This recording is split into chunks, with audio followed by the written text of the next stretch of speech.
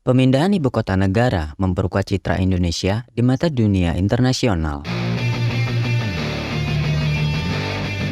Hai semuanya, ibu kota Nusantara merupakan sebuah kota baru yang direncanakan akan menjadi pengganti posisi Jakarta sebagai ibu kota negara Indonesia di tahun 2024. Semua pusat pemerintahan akan dipindahkan ke Kalimantan Timur, tepatnya di Sepaku, Kabupaten Penajam Pasir Utara, dengan luas area mencapai 2.560 km persegi. Kalau kita pikir-pikir, kenapa juga sih ibu kota harus pindah segala? Berapa lama coba bangun ibu kota seluas itu? Uang dari mana kita? Emang apa sih urgensinya pemindahan ibu kota? Kan udah bagus di Jakarta, yang fasilitasnya udah memadai.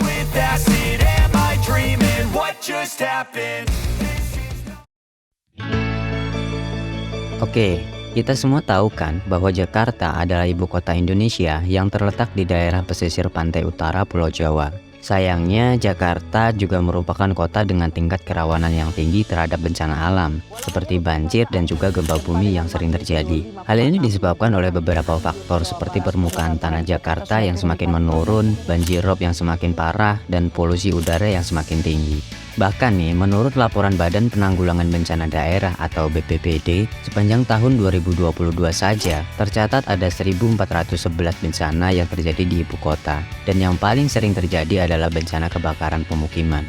Selain itu, kalau kita melihat dari perspektif tata kota, ibu kota Jakarta yang sekarang sebenarnya bukan kota yang didesain untuk menjadi ibu kota negara, dengan populasi yang banyak dan lalu lintas yang padat. Dan kalau kita lihat sejarah Jakarta sendiri, wilayah ini sebenarnya sudah mengalami pemekaran yang cepat dan juga padat sejak zaman Hindia Belanda dulu. Bahkan Jakarta menempati urutan kedua dengan kota terpadat di dunia. Kota Jakarta sendiri tumbuh dan berkembang secara organik tanpa adanya perencanaan terpusat. Untuk itu fungsi kota dan pembangunannya jadi campur aduk, dari pusat pemerintahan, kawasan industri, wisata, sampai pemukiman warga.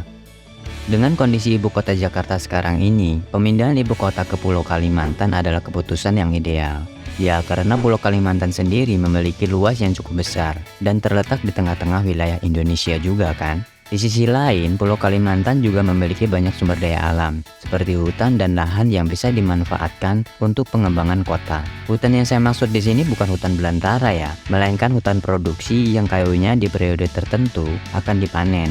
Karena area yang akan dijadikan ibu kota nantinya itu terletak di kawasan hutan produksi. Dalam rancangannya sih sekitar 75% area ibu kota akan difungsikan sebagai ruang terbuka hijau. Nantinya IKN ini akan dipimpin sama kepala otorita atau setara menteri yang dipilih dan dilantik langsung oleh presiden. Selain itu, pemindahan ibu kota ke Kalimantan juga diharapkan dapat meratakan pembangunan di seluruh wilayah negeri. Jadi tidak hanya terpusat di Jakarta saja. Hal ini tentunya akan membawa dampak positif bagi perkembangan ekonomi dan kesejahteraan masyarakat di seluruh wilayah negeri. Serta perhatian pemerintah juga bisa lebih adil, biar nggak berfokus hanya di Pulau Jawa saja. Selain itu, ini menjadi kesempatan negara kita untuk memiliki fungsi ibu kota dengan tata kota yang dirancang menggunakan ilmu paling terbaru, sekaligus juga difungsikan sebagai pusat pemerintahan. Rancangannya sih seperti itu, lantas realisasinya gimana? Ya, hanya waktu ya yang bisa menjawab. Nah, kalian yang nonton video ini di masa depan, ceritain dong di kolom komentar, sudah sejauh mana sih realisasi dari ibu kota negara kita yang baru?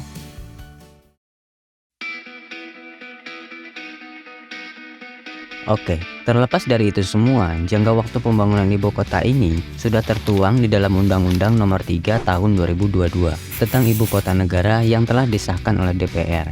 Di sana tuh dikatakan bahwa pembangunan IKN sebagai program prioritas nasional. Artinya walaupun Presiden Joko Widodo sudah tidak menjabat lagi di tahun 2024, Presiden berikutnya harus meneruskan proyek pembangunan ini karena sudah diikat dengan undang-undang sebagai pembangunan jangka menengah dan juga jangka panjang. Dalam rancangannya, pembangunan IKN ini akan dibangun secara bertahap dalam beberapa fase. Tahap pertama dari tahun 2022 sampai 2024, tahap kedua 2025 sampai 2035, tahap ketiga 2035 sampai 2045. Sedangkan tahap keempat atau tahap terakhir yaitu dari tahun 2045 dan seterusnya adalah pembangunan yang berkelanjutan. Saat ini tahapan pertama sudah dimulai seperti pembangunan jalan tol, bendungan, bandara, kawasan hunian, perkantoran, serta fasilitas pendukung ibu kota lainnya.